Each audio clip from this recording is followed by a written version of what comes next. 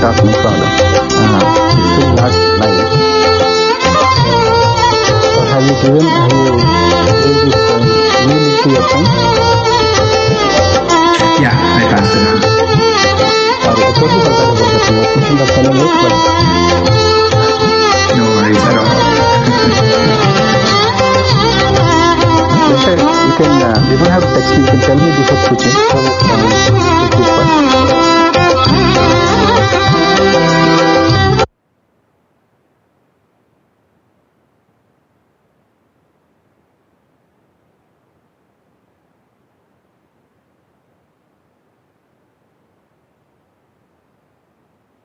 Are you showing any slides?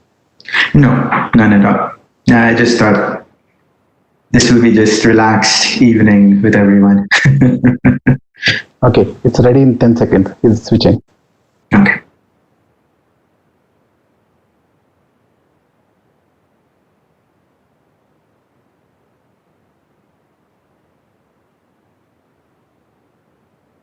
Sairam, and welcome to our monthly Wednesday channel for inspiration and spiritual satsang with Ajay. Brother Ajay Yekkirala is speaker of the day for today. And a small brief about him is Ajay was fortunate to complete high school and BSc in biosciences at Sri Satsai Higher Secondary School and Sri Satsai Institute of Higher Learning, respectively. With Swami's blessings, he was part of Sri Satsai Institute of Higher Learning brass band as percussionist and guitarist, and has performed several times in Swami's divine presence. He holds a PhD in pharmacology from University of Minnesota and is a research fellow in neurology at Harvard Medical School. Ajay is also co-founder and CSO of Blue Therapeutics, a startup focused on developing non-addictive painkillers. Swami also blessed his father, who served as a visiting professor at Sri Satsai Institute of Higher Learning, and his mother served in the IT department of Swami's Whitefield Super Specialty Hospital. Ajay and his wife Sonia attend the Norwood Sai Center in Massachusetts. He has served as a Region 1 male young adult rep. With this brief intro, I would request Ajay to go ahead and address us, sharing his experiences and his love for Swami with all of us. Sairam, Ajay. Saram, brother, thank you so much for the roaring introduction. First, offering myself to our dearest Divine Mother Sai. I want to take the opportunity to thank all of you to be spending your Wednesday evening talking about our dearest Bhagwan.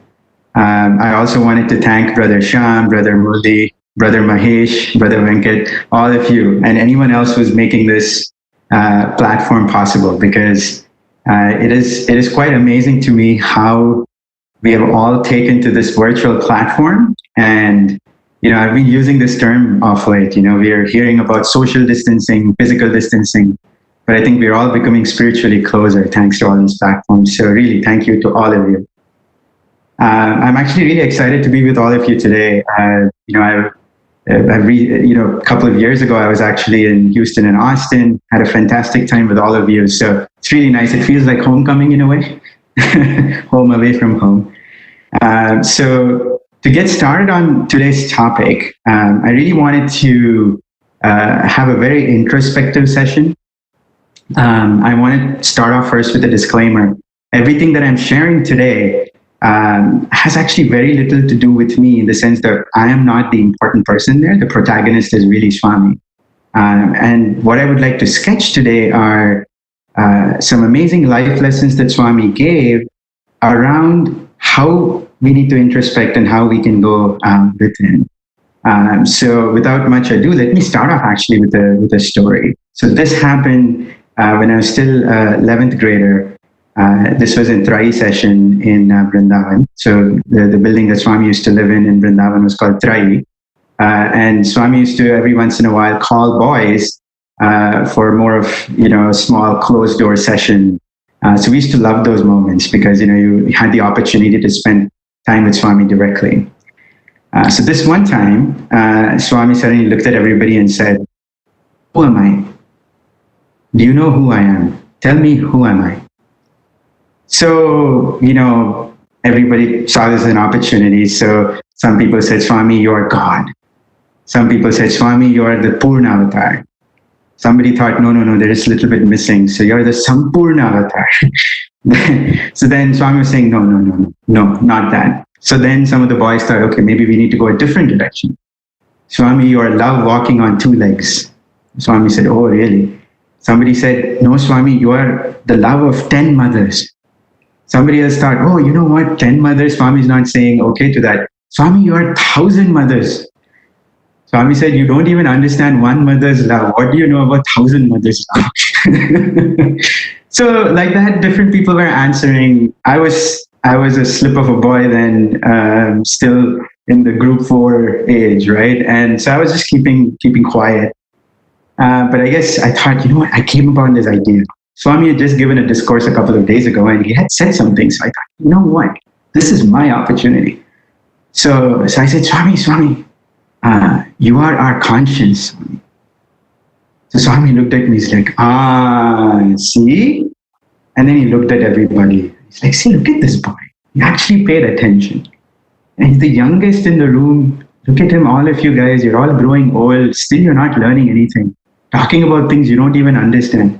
Only innocent boys, only they will understand what. So he was saying all these things, and my ego, was just, like pumped up, and that balloon was rising. That hot air balloon kept going up and up and up. And Swami was praising me and praising the idea, and he was saying, this is why. These are the type of boys I need.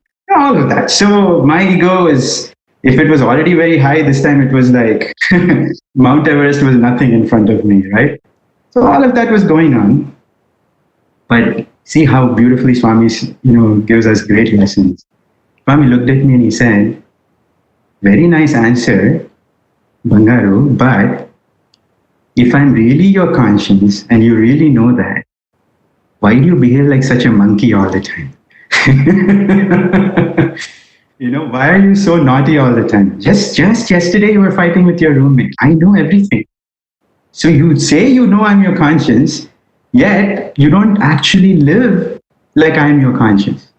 Swami said that, talked about other things, went away. This one chapter I've never forgotten, because every time I make a mistake, there's so many flaws that I have. So I keep making mistakes on a daily basis. Every time I make a mistake, I always come back to this one moment thinking, if Swami is really, if I'm living my life with the knowledge and understanding that Swami is, our conscience, how is it that I should be behaving? How is it that I should be living my life? So this has been a major thought process. And I think in many ways, it's an interesting way to introspect, because most of the time we're running this rat race. We're so competing. Who's number one? We're competing with each other. But in the spiritual journey, you're only competing with yourself. What version you had of yesterday, how much better are you becoming today? And in so many ways, Swami was trying to direct that by saying, if you actually believe that I am inside you and I'm your conscience, how would you be behaving? So it's a fundamental, wonderful question. And this particular question, I've had a little bit more time during this COVID, opportunity. And many of you might think I've gone crazy to even put it in that same term, COVID opportunity. They've been so fortunate, I feel. So many people have been suffering. So many people have lost jobs. So many people are going through so many hardships. We're also seeing all the various other racism issues and everything that are also happening in this current moment. We have been so fortunate in so many ways that we have food, we have shelter, we have each other, and we have the opportunity to really sit and talk about Swami. So if we don't see that as an opportunity, how else would we be able to conceptualize that? So that is the reason why, I just wanted to bring it up in that way. In another Trai session, actually, Swami, was exhorting us to think this way, saying, when you get a challenge, you guys always run away. You're always looking for self-pity. You're always looking for saying, why me? Why me? When all good things happen, you don't say, why me? Why did I get this award? Why did I get this prize? You never say that. But when something happens, you say, why me? And in so many ways, Swami is saying, actually, if you really want to stress test yourself spiritually, if you want to know that you've actually grown, it's only when you have challenges that you will know that you can even test yourself. And so it's such a fundamental thing. So you have to welcome challenges. So let me read out a quote that actually illustrates this. This was a discourse that Swami gave in 1978. It's a really beautiful quote. Swami said, just as the sugarcane does not yield sweet juice unless it is crushed, just as sandalwood does not give the fragrant paste unless it is ground on a stone, the goodness of people does not come out unless they go through difficulties. Welcome disappointment, for it toughens you and tests your fortitude. The ills draw you nearer to God, making you call on Him always when you are in difficulty. Love God though tribulations may be your lot. Love Him though you are refused and rebuked, for it is only in the crucible of travail that the metal is purified and cleansed of blemish. It is such a beautiful message that Swami is giving us. And I just wanted to bring that out for myself, really, and as an extension of myself to all of you as my brothers and sisters. It is in these opportunities that we can actually test. So, beautiful message. Now, the question that becomes, when are we going to do this? It's always like, I'm like, yeah, but I have this challenge right now. Let me be sad right now, but the next challenge, I'll be ready. And we, in so many ways, I find myself, I'm not talking with any of you, you're all more evolved than I am. I find myself doing that. I procrastinate on my own spiritual growth, knowing fully well that spiritual growth is the fundamental reason for which maybe I've taken birth, but I actually wallow in my own suffering and procrastinate on it. And this reminds me of this, beautiful story in the Mahabharata. I'm sure many of you may have already heard of this. There was a time when the Pandavas are in the forest and they were wandering and they needed water. So one by one, brothers go in search of water. They all end up at this pond. One after the other, they are told by the spirit of that pond or lake that they cannot drink water unless they're asked, they answer some questions that the spirit or yaksha has. They all say no, and then they drink water anyway, and they all fall unconscious. So Yudhishthira, Dharmaraja, the oldest brother, goes finally and sees that all his brothers are laying there unconscious and meets with this spirit, asks for the forgiveness and says, how can I answer your questions? So in various questions that are asked, one fundamental question that was asked is, what do you think is the most amazing, incredulous thing about human beings? And apparently Yudhishthira's answer to that was that human beings know when they're born that they come with an expiry date. It is a very automatic thing that once you're born that you have to die. That's if there is nothing else correlated, that's the one thing for sure that is correlated. Yet we live like we're immortal. And the reason I'm bringing that up is not in a macabre sense, but I think it's such a fundamental point that it is, if Swami is saying challenges are what stress test does, it is through challenges that we can grow spiritually. But if I'm procrastinating on that, when I'm getting the challenge to either run away from it or dealing with it not in a very positive way, not in a way that I can grow, then I'm basically expecting that I'm living immortally so I can deal with this later. So, and I think it's such an important aspect to kind of dig into that, and really think about what it is that we need to do in these contexts. So you may then be wondering, okay, we accept that challenges are important. We accept that we need to, kind of deal with it. But how do we then develop the fortitude that is necessary to be able to deal with these challenges in an equanimous way? So this is an important and fundamental question. For this, Swami again has given us a beautiful, beautiful message. Many of you have already heard this, but I'll reiterate just because it's an important message. Swami says beautifully, the body is just a water bubble. The mind is like a mad monkey. Do not follow either the body or the mind. follow the conscience. It is above the mind. It is permanent. It is the voice of God, the voice of unchanging truth inside you. It's such a beautiful message. In many ways, Swami is trying to give us this very fundamental point. You're not the body. I'm not the body. It's just a water bubble. I'm not even the mind. It's a mad monkey. In fact, in a discourse, Swami said very beautifully, what you should do with the mind is to make the mind like a gatekeeper, like someone like a security guard. All the mind has to do is just to look at it.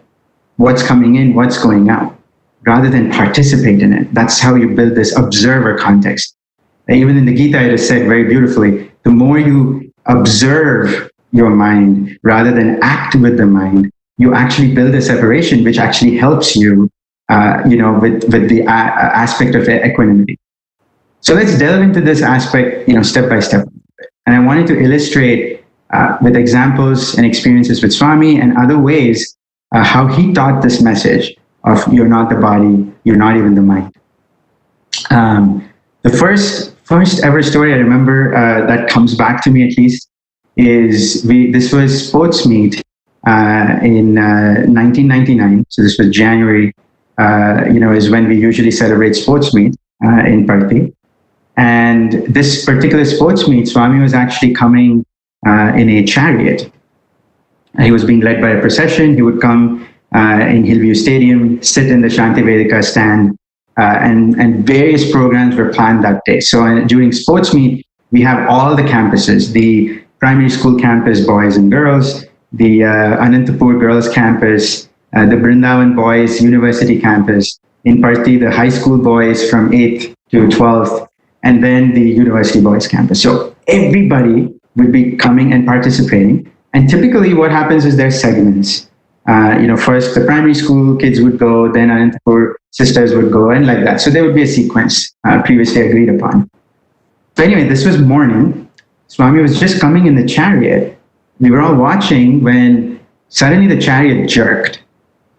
And it jerked, and Swami just fell back within the chariot. I mean, all of this happened really quickly. A lot of people came really close to lift Swami up, but Swami got up on his own and he said, no. And he waved everybody away. And then he kept smiling, blessing everybody. And then just as normal, as everything was normal, went and sat in the Shanti Vedika stand. Program after program kept going on. And it is a very customary thing that when one of the campus programs is finished, then all the people from the campus, they stand or sit or kneel down in a formation, and usually there'd be a nice big stage or something like that built. And then Swami would come and then take pictures with like everybody on the campus. It's a really beautiful, beautiful thing. Actually, it brings back such goosebumps thinking about it. So the primary school boys, they all did it. Swami came, took pictures, went back. The sisters did it. So like that campus after campus went through, and it basically became evening. And Swami went back, drove back to Mandir. So many of us actually ran to Mandir as well. And that's another opportunity where you can get, depending on how fast you can run and get to Mandir, you get another opportunity of photo ops with Swami, because then there's very few people there. So the faster you run, you get more opportunities. So a few of us were there. We took some pictures with Swami and all that too. And Swami went back. What we found out after Swami retired for the day was that actually he had suffered from severe injuries when he fell. In fact, his back and his arms and everything, they all basically had deep cuts because of he fell back on a metal and with full force. But throughout the entire day, without anyone noticing, Swami would just go into his bathroom in Shanti Vedika, wipe himself off so that nobody can see the blood and everything. He didn't want anyone to even know about it. So many times, poor thing, he sat for hours, he came down, went up. I feel really, really bad now when I think about how many times we asked Swami to stay and take pictures and held his hand and everything. He must have been hurting. If it was me, I have a small pinprick and I start screaming and yelling and all of that. And here he was, just because out of his love for everyone, showed in a very clear way that he's not the body or the mind. He was just there to give love and give his affection to all of us, and just so unconditionally. Like, we wouldn't have even found out about it unless we had people within who sent out the message. Swami had never talked about it. So finally, because rumors were spreading in a discourse a couple of days later, Swami addressed it, saying it was all good, but this was the pain that I was going through. But pain is just an interval between two pleasures, and I was having so much pleasure spending time with all of you. That's why the pain didn't matter. I mean, what a great message. But I think it really gets at this point. I'm not the body, I'm not the mind. And Swami was really setting that beautiful example for us, in that way.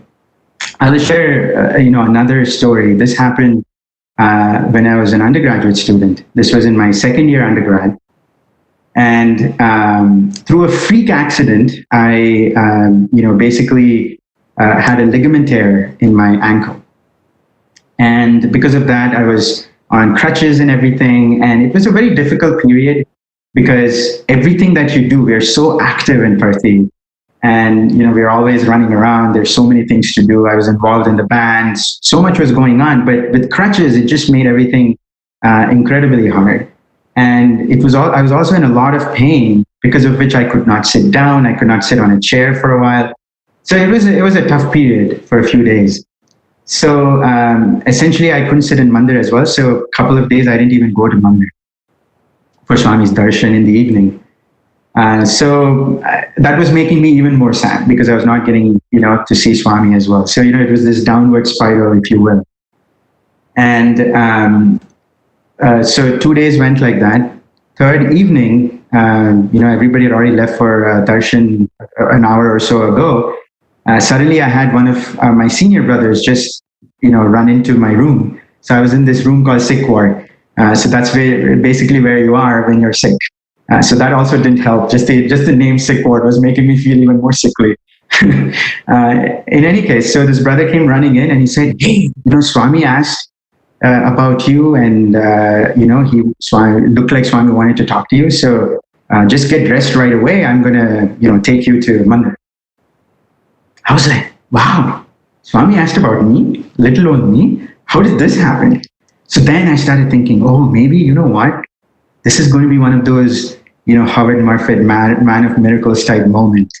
Swami would do something wonderful, create some vibhuti or something. Who knows what? I didn't really care about the process. I just wanted this to be one of those canceled moments. Many of you know what I'm talking about. Several guest speakers have used this term. Essentially, something happens and then your pain is gone and you're like, singing and all of that. So I was thinking this hope and expectation had kindled in me. So with each, so I was sitting on the scooter with this brother, and, it's getting me into Mandir. As we got closer, each yard, my expectation and everything was again shooting through the roof. So finally I got there, and then there's this one block. We call it the old students block. Brother Murli and all know what I'm talking about. Essentially, it's all the alumni. When they come back, that's the block that usually they would sit in.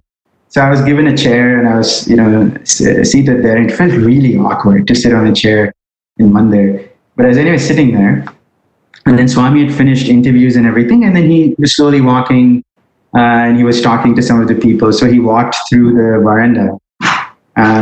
And then he saw me from a distance, and then he started shaking his head and walking towards me. And, my experience in Parthi, I was, whenever I've had interactions with Swami, most of the time it was like him shaking his head. So that was the unfortunate story.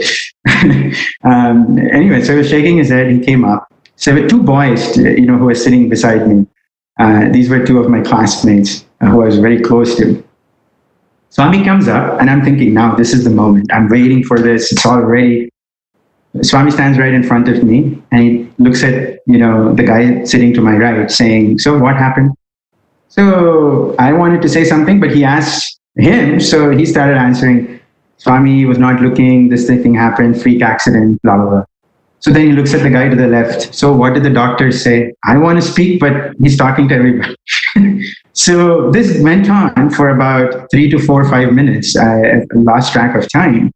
And it was the most frustrating and saddening experience, because here I came with the highest amount of hope. Swami is going to do my, this cancer cancel moment. And Swami is actually talking about me and not at all talking to me. It was like I was a mosquito. I need not have even come, to be honest, right? So anyway, so standing right in front of me, and they're having this conversation, and these people are also egging Swami on, my classmates, traitors. They were like, yeah, Swami, Swami was saying, of course, if he goes around everywhere with eyes on his head, he's of course going to fall and break his leg and all of that. And they were like, yes, Swami, he's always like that. We tell him, he doesn't listen. Of course, who's going to say no to Swami? But in the moment, I was looking at the traitors. So, all of this happened. And then Swami said, I don't know what to do with boys like this. And then he walked out. I was crushed. Here I was having all these expectations, and basically I felt like nothing happened. And Swami just basically completely brushed me off. So I was really sad. But it didn't end there. Swami actually talked to Dr. Safaya, who was the director of the super specialty hospital in Parthi. Spoke to him and told him, take care of this boy, whatever, I think. So Dr. Safaya came, Beta, how are you?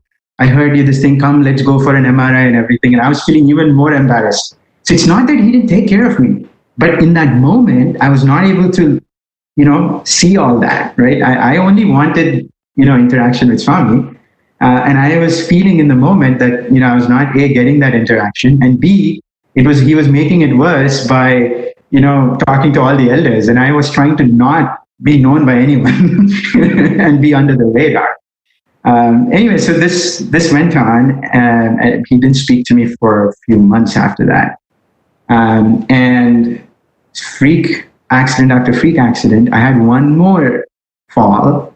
And now basically that ligament tear, if it was previously like a small rupture, this was like an absolute fully torn ligament. So it actually needed surgery. So Dr. Sundareshan was the one who performed the surgery. Anyway, so it was getting to that point that I had to go for surgery. I was in excruciating pain. So for months, I was struggling with this. And, I had also given up hope. So I was going to my, mandir, but I was just sitting somewhere in the back. Felt like, some like garbage, thrown on the side kind of a thing. That's at least how mentally I was so affected. So I guess Swami thought, this guy is going, is almost clinically depressed. So let me get him out of this. So one day he came walking, he was giving Pada Namaskar to some folks and everything. And he saw me, and then he came walking up to me. And he looked at me, everything was in a cast and all that. So he said, so what is going on? So I was like, wow, Swami's talking to me. So I told him, Swami, yes, the same ligament tear, I made it worse. So this time he didn't react. He didn't say anything. Instead, he said, oh, does it hurt a lot? And then I don't know if you have experience with homeopathic doctors, but they ask you questions like, how is the pain more in the morning, or is the pain more in the evening? They ask all these type of questions. So anyway, so Swami was asking questions like that. So is it more in the morning? Is it more in the evening? So I was thinking, wow, I'm actually getting attention after months. And one thing that all boys, in Parthi, we are taught really well is dramatics. If Swami gives an inch, we act out, that world is our stage at that point. So I was hamming it up. It's like, yeah, Swami, I can't sleep, I can't wake up, I can't walk. I don't know what I was telling, but I was giving him all kinds of excuses. So I was like, oh, really, Bangaram? Papam, it must be so hard for you. All of that. So he kept, nice little conversation, and he said, come. So he called me close. So I had an opportunity to get really, really close to Swami, and he spoke to me in my ear. And, there are these things, usually someone takes a picture of something like that, you would think, oh my God, Swami has given the world's greatest truths right in this one moment. That's why he doesn't want anybody else to hear it. Many times I have myself thought like that, wow, he told this person, I used to feel even sometimes jealous. What a great closeness. So here I was having one such fleeting opportunity. What he basically told me was, if it pains so much, why don't you cut your leg and put it in the Chitravati? Then all the pain will be gone. I just looked at him, and I think I remember saying something like, Swami, I'll get the knife. You only cut it for me, no, then it'll be better or something like that. And then Swami patted me and then walked away. I totally forgot about it, but forgot about it meaning what Swami told me. I just took it very literally and I thought he was just joking with me. But over time, I realized this goes back to the original point that I was trying to make. Swami was basically saying, you are so focused on this one aspect of your body. Yes, it hurts. Yes, that probably is not a good thing. But I have put doctors around you, the best of the doctors around to take care of it. You're cribbing about all of that, but you are right under my nose. You are with the avatar. And the entire time I'm with the avatar, I'm only focused on me and my pain, so self-centeredly, only thinking about that. I was not actually enjoying how much you should enjoy that time with the avatar. And I was completely misusing that time and just thinking about this. And he was saying in a very beautiful way, cut that body consciousness, cut that entire thought process and throw it in the Chitravati. It is not important. What is important is this interaction with me. You do that, then you will actually have an interaction. It's such a beautiful and powerful message. He shared this in so many different ways. Sometimes in very, very small ways. When you observe Swami, you can see how that evolution looks like. So I'll share a small example. Whenever Swami gives discourses, you've all seen this. There's usually a table in front of Swami. And just as it is with all of us, when there's a table, the chair is usually brought closer to the table so that it's easier for the person sitting at the table, right? Like you can't keep it too far away. But then there's so many people, guest speakers who come and speak before Swami. There are, people who are boys who chant Vedam and all of that stuff. And after they do whatever they do, and before they do, they always come and take Padnamaskar from Swami. So this, we never think about it. Everybody comes, takes Padnamaskar. But because the chair is pushed into the table, it's quite possible that when you're taking Padnamaskar, when you're getting up, you can easily hit your head on the table, under the table. So, if it was me, I would be like, hey, watch your head, I'd be giving instructions. What Swami did, and I didn't realize this till it happened to me, I technically hit my head, but it didn't hurt at all. When I was walking away, I noticed that Swami had actually put his hand under the table so that when your head is rising, it will be his soft fingers that you will touch, whereas it is Swami's fingers that will actually get crushed, between the table and your head.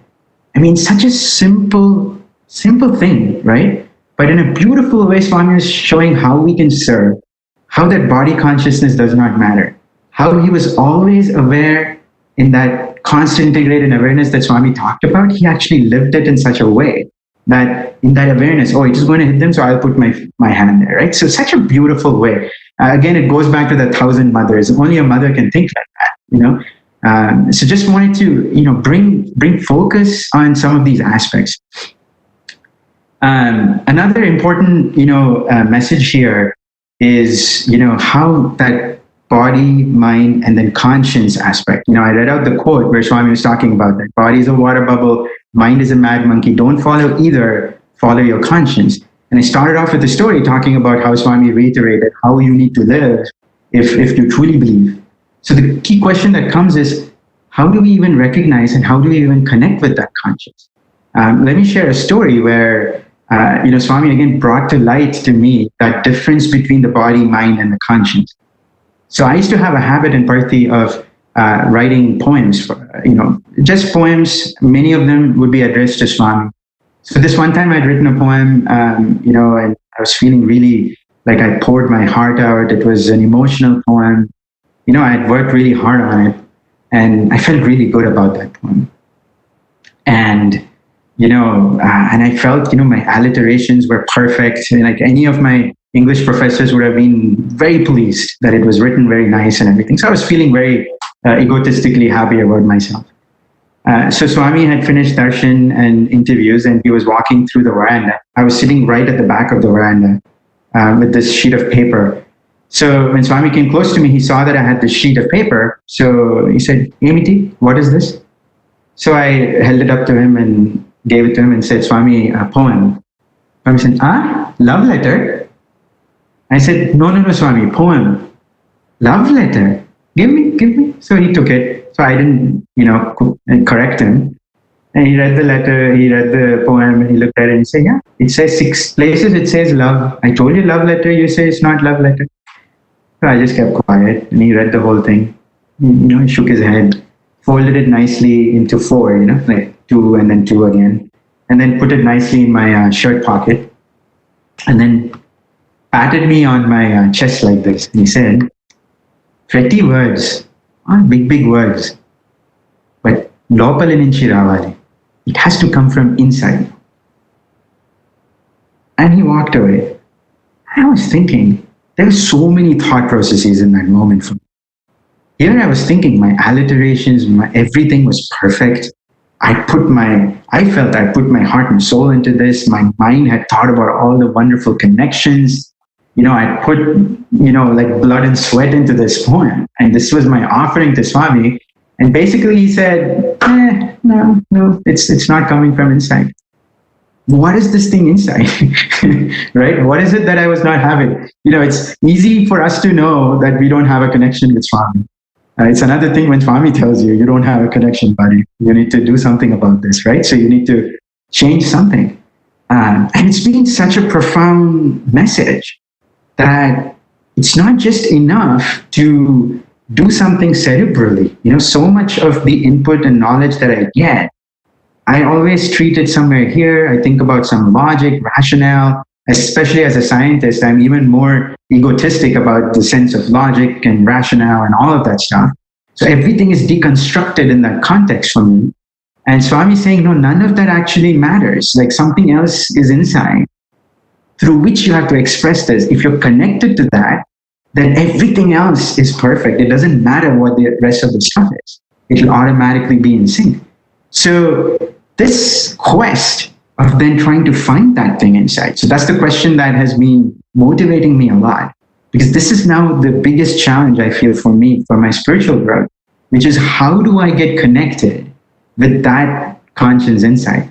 I started off by talking about it. The quote reiterates it, and Swami again reiterated with this poem message that it's not coming from within. So, what is then the options that we have got to kind of keep going inside? What's that path with it? So a couple of thoughts that come to my mind, and these are things that I just would like to share. If you all have wonderful ideas, please do share with me as well, because I want to learn. This is as much a learning experience than anything. The first part of it for me is the cerebral aspect. Every book that I read, if I read Gita Vahini, I feel yes, I gained a lot of knowledge. I'm compartmentalizing all that information into very nice silos, all of that stuff.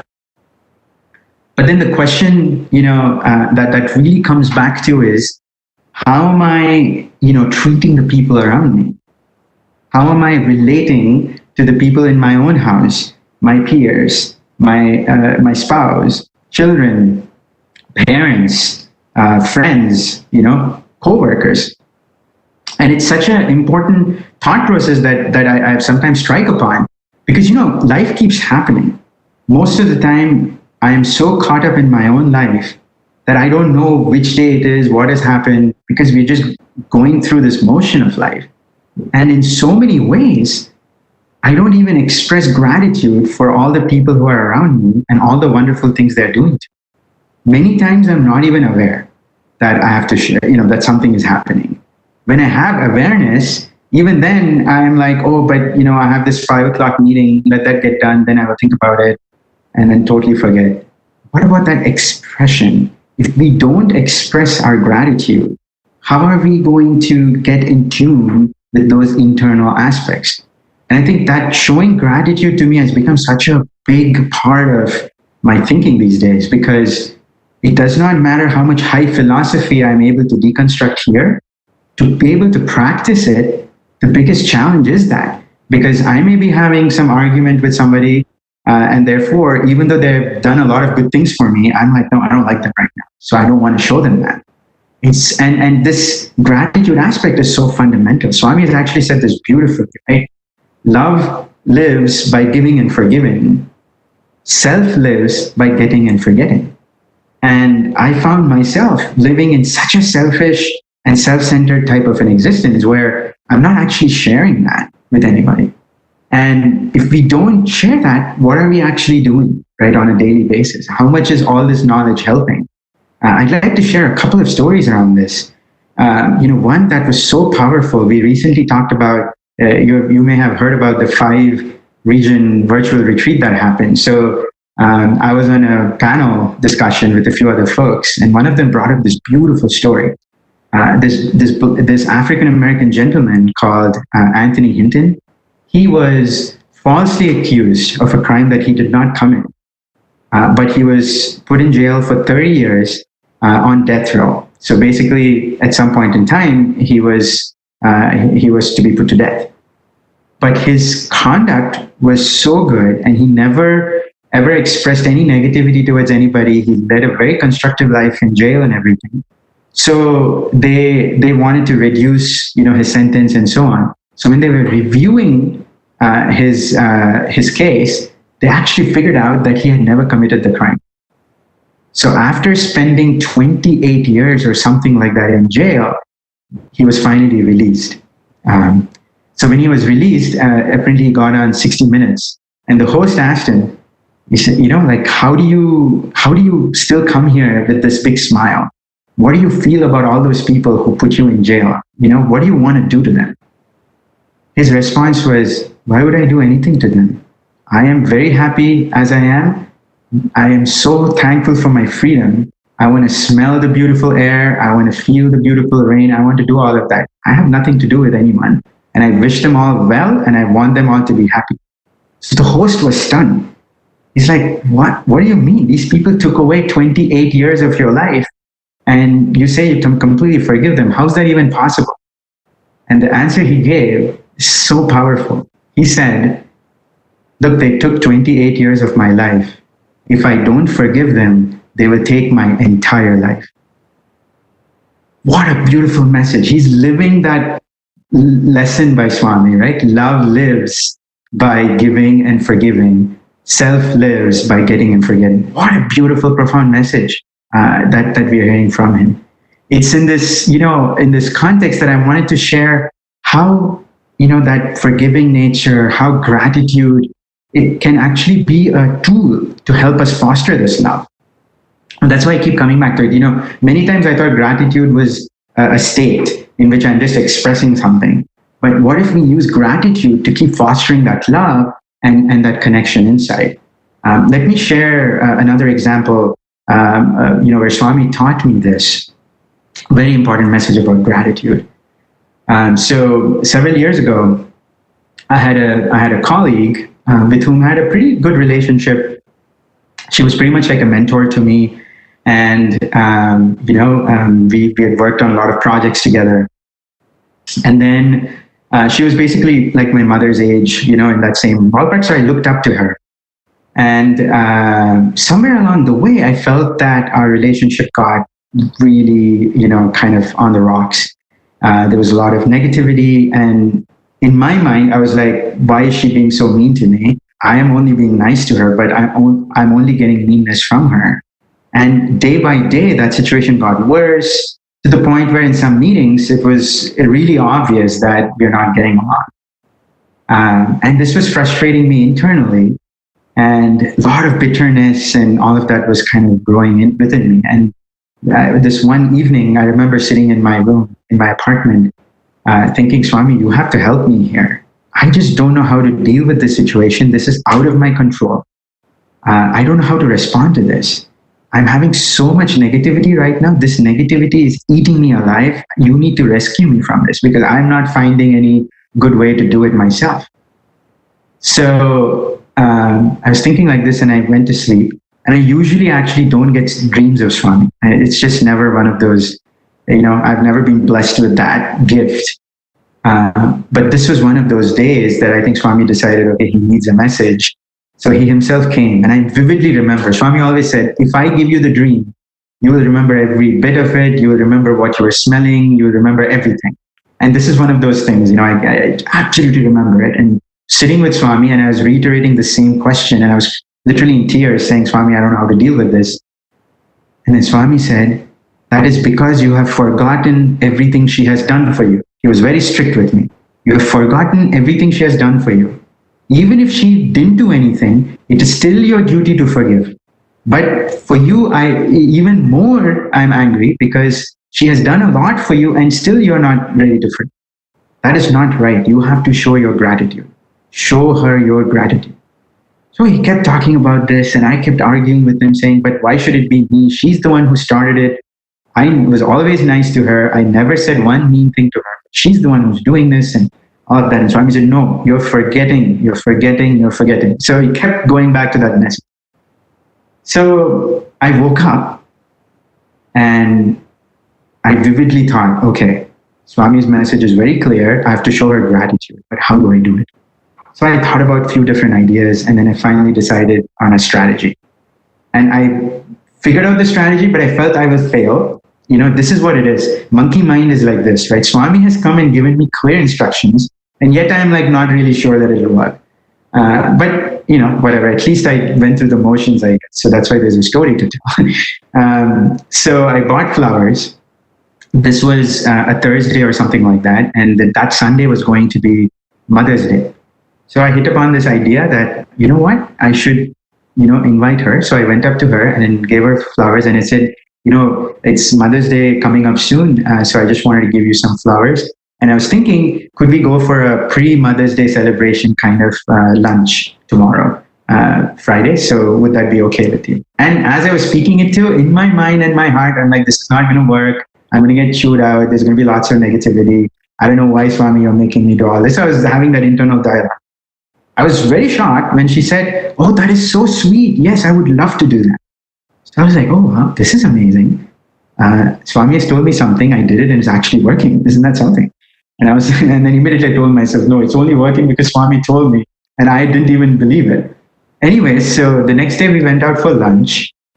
And as we started talking, she broke down and she started talking about all the stuff that was going on at home.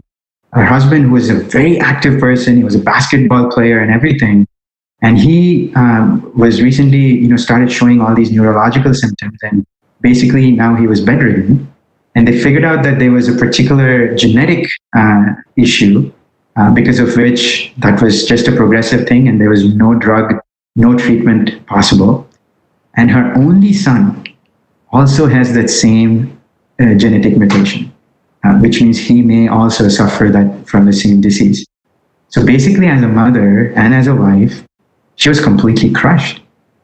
And she was going through so much in that context. I can't even imagine what that would feel like. The two people in your life are both kind of slowly going downhill. And that was what was eating away at her. And, some of what I was getting was basically some of that, but I realized in that moment, I was also in tears and I was like, no, what can I do to help? How can we be helpful? All of that stuff. The reason I bring this up is it was such a great message from Swami that because I was able in that moment to listen to Swami, forgive that what was happening in the current moment and express my gratitude and love to her for all the things that she had done, I was actually able to be there for her in the future when actually she needed help. If I had felt that this was all her meanness and she's such a horrible person for doing this to me and all of that, I would have actually, A, been eaten away by my own anger and frustration and everything. B, I actually wouldn't be able to actually be useful to her and in some way do something for her. It's not that I could change anything, but just being there. Sometimes that's how people need. And it was such a great message. And I still have so much to learn from it. But every time I make mistakes, I try to go back to those moments. And the message Swami was giving, you need to forgive, you need to forget, you need to show your gratitude, because that is how we can get connected with that inner conscience. Because if that was not my inner conscience speaking, what was it? Because I didn't have that thought. Mentally, I was so disturbed that my mind couldn't have helped me. My body was just seething with anger and lost in all of that. It was only my conscience that came to my rescue. And that is, I think, the fundamental message that I just wanted to kind of bring out today, which is if we remain in tune with Bhagavan, if we remain in tune with that message, and we practice fundamentally what he has said, to show that gratitude, to not be just focused on ourselves, and to do some of those fundamental things, that may be a way in which we can keep in touch with our inner self. Another final message that I'll leave with, and then we can open up some time for questions. But Swami said beautifully, you are alive. It is, the greatest pinnacle of all life is human life. And we are alive. And we have this moment. Hopefully we have the next moment, but we know we have this moment. How are we going to lead that? Even for that, Swami has given a beautiful prescription, actually. We don't have to go anywhere else. Swami has given everything, actually. He said this beautifully. Start the day with love. Fill the day with love. End the day with love. That is the way to God. That is the way to our conscience. So you may say, wow, that sounds great. I've heard it too. I've heard it a million times. In so many discourses, so many contexts and study circles. Hear it. I can parrot it out in a second. But how do I start the day with love? Am I starting the day with love? Am I filling that day with love? Am I ending it with love? So many questions and so many ways to think about that practically, right? So off late, I've been doing this one thing, and this is what I leave everyone with. Because these are experiments. I'm not here to give solutions. Solutions only Swami can give, and we can figure it out with him. And we need our inner conscience for that. I'm just giving you explorations, very much again scientific. These are the experiments, and most of the experiments have failed. But these are some experiments that I'm doing off late. So as soon as I wake up, I'm like, wow, I actually woke up this morning. Let me wake up with a big smile. Let me just be so happy that this is that moment that I have. And this is a moment that I can do something with. And then the very next thing I've started doing is playing some Swami Darshan video or discourse video or something inspirational, just to start off the day. I just want to start that day full of those type of divine charge, because I know once I get into the day, I may not be able to fill it with love. And most of the time I'm not, but at least let me start. It's a small baby step. And then the ending part of it, and during the day as well, I've tried to make smiling a habit. There's a beautiful message given by this Zen Buddhist monk, Vietnamese monk. Many of you may have heard of him, Thich Nhat Hanh. Very, very, very wonderful speaker. He's written beautiful books. In his message, one of the things he talked about this was pre-COVID, I'm saying. You're anyway stuck in traffic, he was saying. He was addressing people in Paris. You're stuck in traffic. The best thing you can do when you're stuck in traffic is every time you see a red light, take a deep breath and then smile. So when I heard this message, I was like, oh, maybe this is one way I can fill the day with love, at least for a few moments, because anyway, we all have to commute pre-COVID. Now it's different. But so what I started doing was, okay, every time I see a red light, I smile. But then in Boston traffic, we're constantly in bumper to bumper traffic. So I'm always seeing the brake lights go off. So I'm constantly just smiling for the 1 hour long commute. I'm just like breathing in and smiling, breathing in and smiling. And a lot of people, sometimes they look at me through the thing and they think, what is wrong with this guy? Usually it's such a frustrating experience to be sitting in traffic. But just this small little retooling had actually made those commutes a lot more enjoyable because I'm actually smiling. And when you're smiling, automatically changes something within you in terms of your chemistry. And last, final thing, it is really hard sometimes with these messages. And I know the practical aspect is where the rubber meets the road, but that's where it is difficult. But Swami's given a small prescription there as well. He said, pretend. If you keep pretending, then at least you will tend towards the message, and then you will end towards your goal. So pretend, tend, end, as the Divine Master has said. And I think that is the final thing that I want to leave everybody with today. With that, maybe Brother Murli or Venkat, to you guys to see if there are any questions. Thank you, Brother Ajay. It's phenomenal. When you initially mentioned that, going viral with Swami, I was thinking, what is this going viral? Yes, yeah. We have a question here, like from Brother Sriram. Sairam Ajay Bhai, how does one practice being a dispassionate witness? When I try to practicing it, I either end up judging myself, that is, patting myself, or cursing myself. be reading myself. How to detach mentally from this one? It's a beautiful question. And honestly, if I had the answer, I wouldn't be giving talks.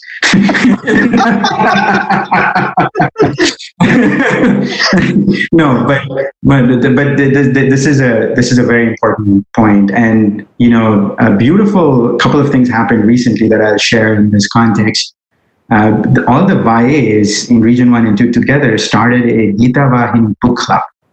So every Wednesday, actually, from 9 to 9:45, two chapters on the Gita Vahini are discussed, and we talk about it. And it's just 50, 60 VAs just coming together. It's a beautiful thing that actually Vahinis are being read and talked about like this. So this has been going on since COVID started. So right now, I think it's in chapter 22 or something like that. And I'm missing today's session, by the way. So within that, this particular, in chapter 4 or 5, Swami actually talked about this exact issue. Swami said that what we need to do is to build some separation from ourselves. So you have to actually become a bit more of an observer. If you're observing your thought rather than acting on your thought. So most of the time, we are just reacting. So something happens and there's an immediate, if it's something that makes us happy, we jump in joy. If something makes us sad, we immediately get sad. Someone does something that annoys us, we become angry and start shouting, whatever those are. We are always reacting to the input we are getting. But instead of reacting, if we want to respond, we need to take some time to figure out what is happening to be able to respond to the situation. So there's a react aspect, there's a respond aspect. So the fundamental difference there is just that you build some separation. You're saying, okay, this is coming in. How do I feel about this? You acknowledge that feeling. It's not that the feeling has gone away. I'm still irritated. But do I want to act irritated? Or do I want to respond to whatever people have asked of me or whatever is going on situationally? Because in the end, the goal is what we want. And many times our emotions are because our goals are not being met in some fundamental way. So it's so apt and so difficult. Another aspect that Swami has given us actually is watch. WATCH. Watch our words, watch our actions, watch our thoughts, watch our character, watch our heart. And I think in that as well, how do we live that way, right? That means we are watching each of these aspects. That at no point in time am I acting impulsively, but at every point in time, I'm just building that little bit of separation to say, is this a word I want to use? If Swami is really within me and within my conscience, would he be pleased with me saying this? Would he be pleased with this thought? Is this something that I should be expressing? So it is a very active and dynamic process. We cannot be like always post-morteming it. Like that's what I find myself. Like it's over and then I'm like, oh, I should have done it like this. Hindsight is always 20/20.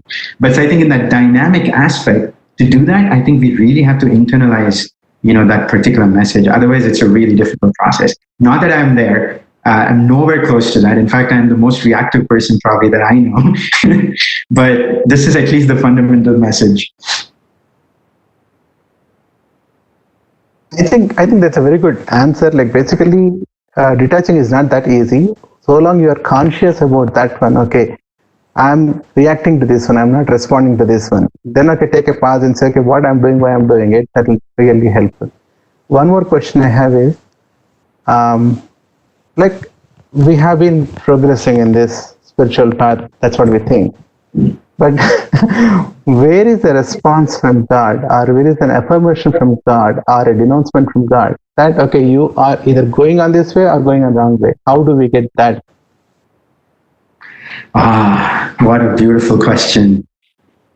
I have asked myself this question so many times, right? Like I think another way of, I have thought about this question, just slightly different way of thinking about it is what I'm getting from really Swami and my conscience, or is it just my own thoughts that are telling me, right? It's just another way. If I feel that I'm spiritually growing, A, do I have the guts to know what it is? And B, do I understand what spiritual growth even is supposed to be able to appreciate that, right? And I think what I've begun realizing of late, and I fail at this many times, but I'm realizing it is when the message is from Swami, if we can, again, in that observer context, take some time to process that, we will actually see if it is consistent with the message that Swami has given. And if it is consistent with the message that Swami has given, and everything is in the public domain, he's spoken so clearly about all that, then we know it is truly from him.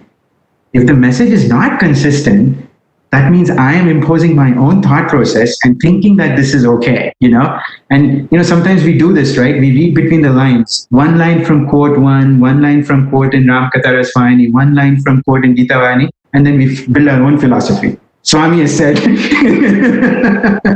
but actually all of those quotes are out of context. So I think this is the fundamental thing, but it's at a very clear level. Many times I've caught myself propagating such nonsense within my own head. Many times I've not caught myself. So, and then I keep continuing that kind of wrong philosophy, for that. But I think this is a great question. And I think maybe a way to do that, I'm thinking about this on the fly here, is to actually be aware in any moment if I'm being consistent with Swami's message. Is this truly what he would want? Is this truly the way he would want us to behave? So I think that aspect of it is really the only way. It has to be dynamic, I feel. It has to be in the moment. Thank you for that, actually. Because always I have this question, like, am I doing the right thing? Does he like it or not? It's something like Swami has said, before hanging my picture on the wall, the nail, you shake it and see whether that is strong enough or not. So I always wonder, Swami, do you have faith in me or not? It's not that I have faith in him. It's a beautiful thing, brother. Beautiful way to say it. I hope he does, Yeah. I have one more question. Sure. I think a few more minutes to go, probably. I know we are at 9 o'clock, but still a question to complete. Sairam, brother, I heard from your recent talk that you are an SSC Group 3 teacher. How do you inspire, this is coming from an SSC teacher, how do you inspire SSC students to practice what they're learning with confidence without fear of standing up? This is a great point. Now, I work with Group 4s mainly, and this aspect of peer pressure, the aspect of fitting in, these things come up a lot. And what I realized is that, the way I at least have worked with them is I take myself to that moment. The SSC teacher that, we had, Brother Murli, we've been very fortunate that Swami was himself that. And in so many ways, Swami was never a preacher. Swami was a teacher. He would never tell, he would show. I think in so many ways, that question needs to be reflected on everybody around that child. How are we all enacting Swami's message? Are we afraid of standing out? Are we reinforcing some of these ideas in the children? Because if we act a certain way, then that message is a lot more louder and clearer than us telling about the message. And in so many ways in classes and everything, I talk about how I have failed at acting on Swami's message. I'm extremely vulnerable with them. I talk to them very much from, I'm not their teacher, they are my teachers. And we are learning something together. And in so many ways in that context, what ends up happening is that there's a trust that is built, and they feel safe in that space that what they share is going to be kept sacred. And because of that, then they end up actually talking about some of the most difficult situations they're going through. And only when that opening happens is when we can actually all work together to see if we can come up with a solution. Otherwise, we're just telling them. And then they're like, yeah, but I've heard this from so many people. Like everybody's telling, you're no different. So that has been such a, great lesson. And in many ways, I actually feel many times that the children are actually a lot more strong-willed when it comes to Swami and his message. It is just that they're, over time, start losing a little bit of that because they don't see anybody else living that. So I think what we have to give everyone is the confidence that living that message is more important than anything else. And for that, we have to embody that at a certain level. If not, they'll call that hypocrisy. I've noticed if I do something, I say something, I'm not doing it, they'll say, but you're not doing that right, uncle. You're just saying all this. So they will call it out, right? I mean, you can't put it past them. They're too smart. So I think I always remember that. And I think if we are really clear with them, they will actually open up about peer pressure. And many of them actually share with me that if they really feel strongly about something, they will actually never do it. So the key question then to ask them is, why are you not doing it in other contexts? How do we make it stronger in those contexts as well? So then we can do more contextual retooling rather than just a global retooling. Because they may be already following it in some and not in others. So then we can get at why in that context rather than, I hope I'm making sense. The idea is to get more and more granular so that we fix just the carburetor and not the engine, like that's the point. Like sometimes we're just throwing everything at the engine, but the carburetor is what needs to be fixed. So in that context, so that's how we work. So it's been largely a great learning experience for me, actually. I hope they're learning something, but at least I am. It's a process of mutual learning. Like they learn from us, then we also learn from us. But the key is they at least have to start believing us.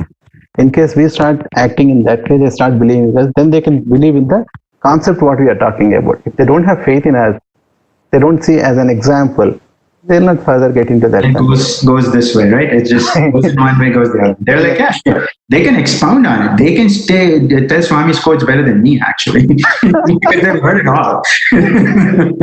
Brother Mahesh, hope he answered your question. Thanks for posing that question. Okay, now we are coming to an end to this program. Dear Brother Ajay, we are so happy that you joined us, shared your wisdom.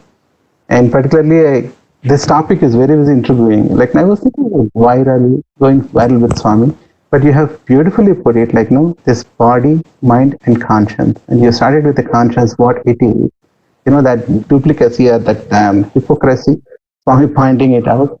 We do that one without knowing what actually it is. Because we believe that conscience is that one. But then Swami said, okay, first he removed your body conscience. First initially saying that, okay, cut that leg and put it in Chitravati. So that means it's not physical like he is cutting it. He's saying that it's a thought of attachment to the body. Then after that you talked about mind.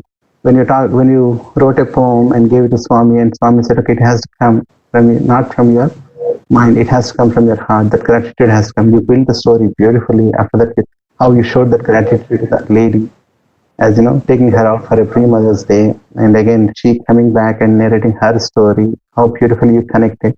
All this will happen when ultimately you have faith in that conscience. And that faith and conscience will definitely take us. Thank you. Thanks a lot for all your time and your wisdom. Thanks for sharing your experiences.